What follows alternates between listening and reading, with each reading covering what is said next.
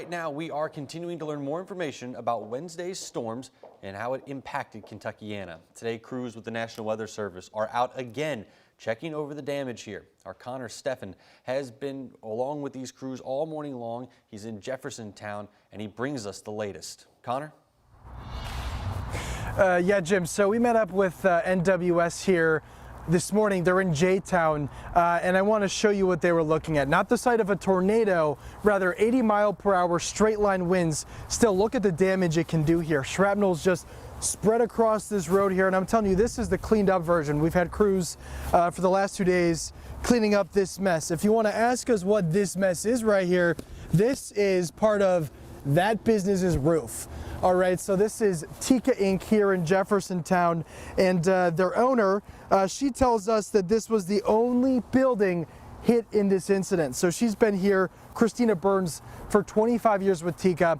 She says it's the first time that this has happened to her business, and recalls at 5:15, she says she was watching WHAS 11, taking consideration to go ahead and find shelter, and that's when she started to hear it and then see her roof coming off.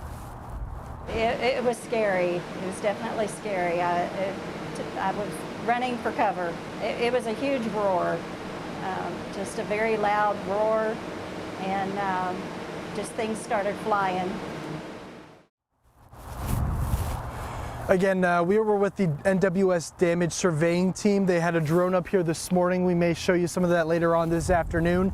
They're done here in Jeffersontown, have a few more stops in Louisville. They also have teams out in Indiana, near Corden, Indiana. So our plan is to go ahead and check in with those teams a little bit later this afternoon. Obviously, some unanswered questions still in this storm. What NWS is telling us, though, is for sure they know the hardest hit areas in this storm, PRP, and then Newburgh, to an interesting one with those 2 EF1 tornadoes. So we plan to go ahead and check some of the damage out in Corden, Indiana a little bit later today, but we still wanted to give you a good look at just some of the different scenes of this storm we've seen play out over the last few days. Live in Jeffersontown, Connor Steffen, WHAS 11 on your side.